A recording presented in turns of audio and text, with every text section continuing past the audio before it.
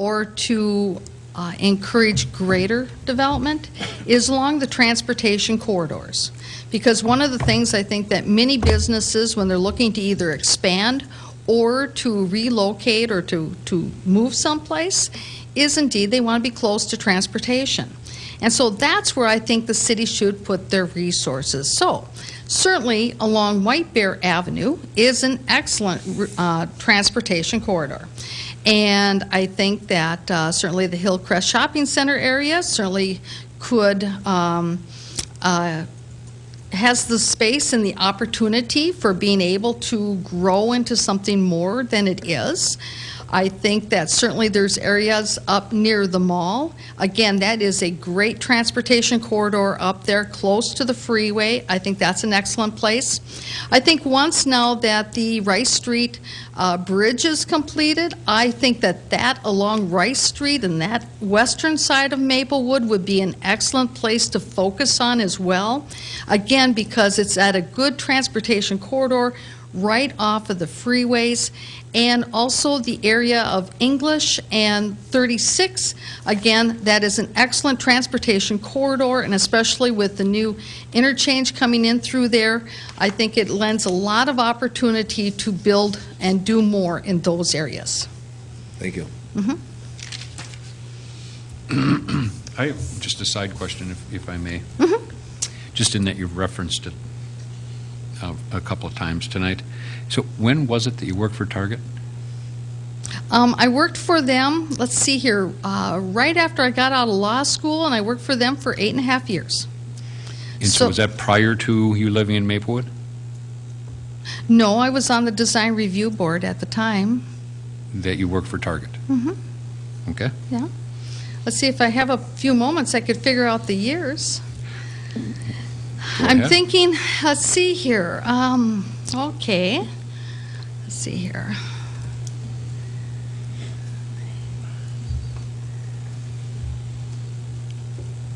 I think it was about 1995 to 2003. That's about the ballpark years. Okay. Yeah. Thanks. And I was on the design review board for about 3.5 years. Okay. Yeah. I've lived in Maplewood for probably 26 years. Well, that's good, because that's what it says on your application. Yeah, good. Excellent. Thank you. Boy, I'll tell you, it's been a long day. I was hoping I remember, keep it all straight.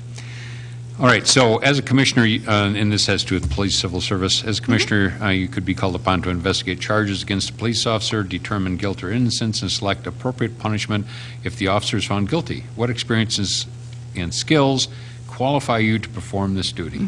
Well, certainly I can tell you that having been a regional field training sales manager, that there were several times when I had to call an employee into my office and to, determine, really what they had done, if there was,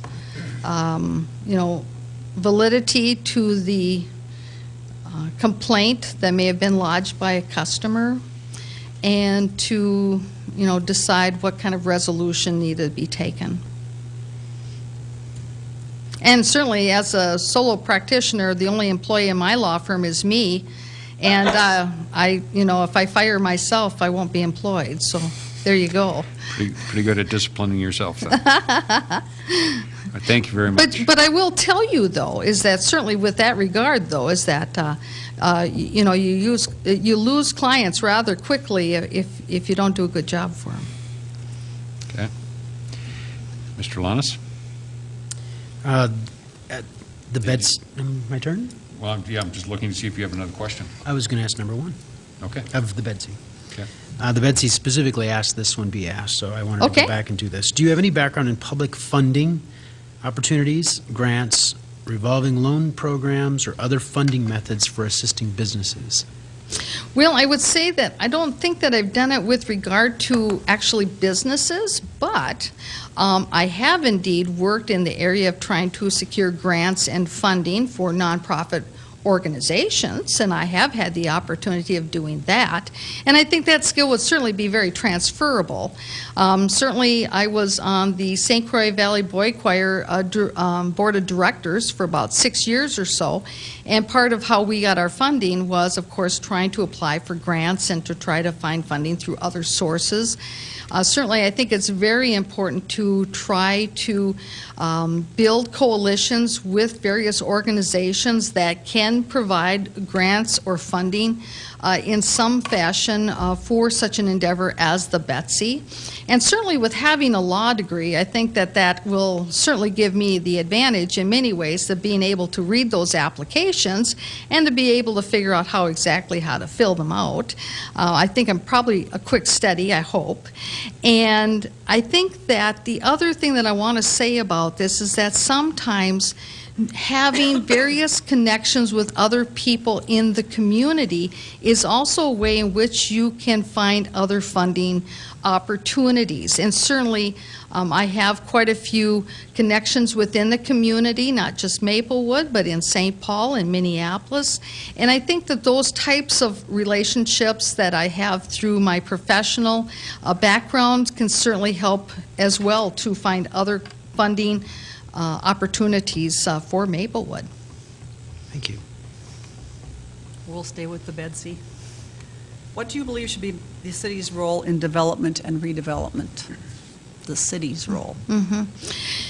That's always a big question. Certainly, I think that the city's number one role is to be accommodating and to lead the way to allow businesses to consider coming to Maplewood and to make it easier for them.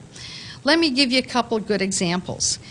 If you have the proper land use designations and the proper zoning already in place along your transportation corridors for the kinds of businesses you want to come and you want to have come to Maplewood that you want to encourage, then it will set the stage for them to come. Because then they won't have to come before you and ask for a change of zoning or conditional use permit or whatever.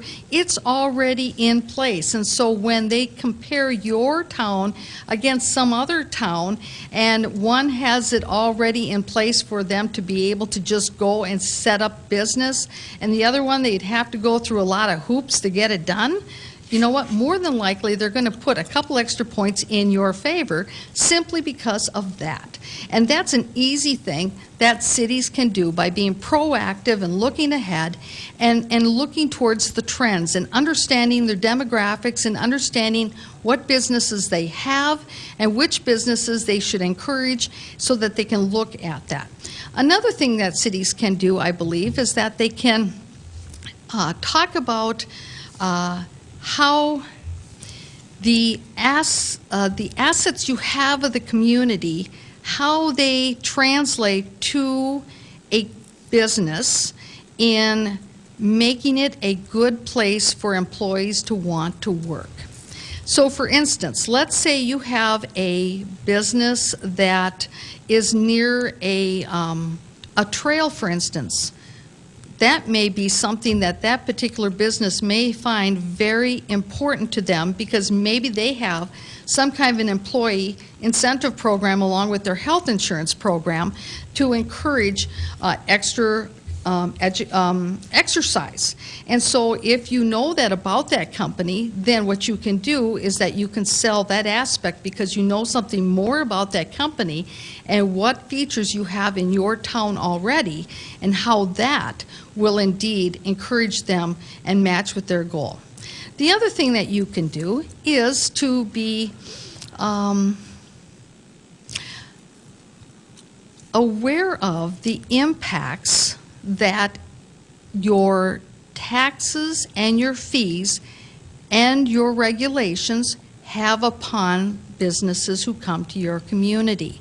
And understanding how those taxes, fees, and regulations, how do they compare with your competing cities? And that's something I think that a city should know and understand.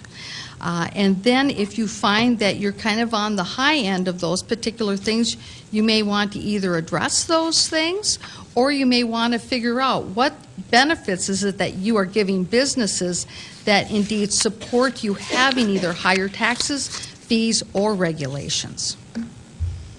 Thank you. Thank you. Okay. That is the set of questions. We have about 1 minute left before the next scheduled interview. Okay. Do you have any further things to add or questions that you wish to ask? Well, like how many other applicants are there, or when's the decision going to be made? Well, during our process tonight, we presumably will call a special meeting. Is it a meeting or a workshop for next? An additional workshop for next Monday where we would interview the bulk of the candidates. So tonight we're just interviewing 2. There were 3, but 1 dropped out. And all of the 3 tonight had applied for multiple commissions. So we're just trying to do the longer interviews, and then we'll do those. And so I presume, let's see, it's Thanksgiving this week. It means half the people are already doing nothing, but certainly for half the week, none of them will be doing anything. And so probably towards the end of next week, I believe people would be notified. Okay. Well, excellent. Okay. Well, I guess that's it for me. I don't know that I have any other questions. Just that I hope I get selected. Thank you. All right. Well, thank you for coming in.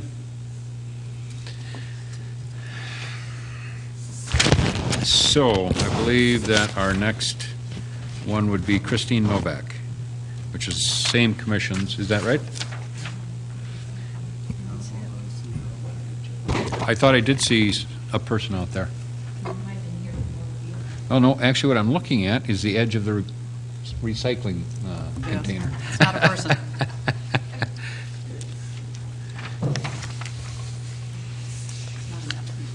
Huh? It's not an applicant.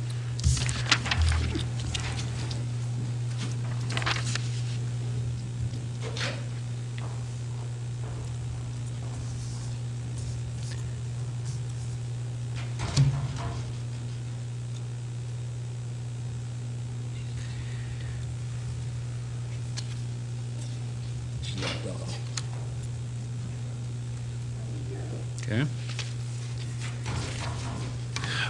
Well, so that interview was originally scheduled for 5:45. Would be over 20 minutes late at this point. So I'm wondering if maybe we shouldn't move on to our other item, and if she shows up during that period of time, somebody can scamper out and tell her that we'll catch her. Good idea. Yeah. So that would move us then in our agenda to, we have some discussions that we have to have having to do with a condemnation settlement process, which has to do with property at County Road D in Hazelwood. And so, is it Mr. Cantrud who would lead us into this conversation, or? Mr. Mayor, I would suggest that Mr. Cantrud advise you on the need for the closed session and the reason for that, and then I certainly can present the document or the form of the settlement proposal. Mr. Cantrud, what would you like to tell us about what Mr. All just said? Thank you, Mayor and Council. You are, of course, in an open meeting format right now. What's scheduled on this particular meeting's agenda does suggest that you close the proceedings so we can have this discussion. As you are all aware, we are currently in litigation, civil proceedings with Mr. Schreier regarding a condemnation that we'll go into a little bit more once we start the session. But because it is a litigation matter, you do have obviously counsel, which is myself on this case, and this is a discussion regarding settlement, which translates into us having a frank conversation about our strategy, about our chances, and if this does not go the route of settlement, we will be litigating the matter, and consequently the advice that you're getting is technically protected rather under attorney-client privilege, which is a justification for closing a meeting very specifically under Minnesota's open meeting law. And for that reason, I would suggest that you and encourage you and advise you to close the meeting at this time so we can have that discussion.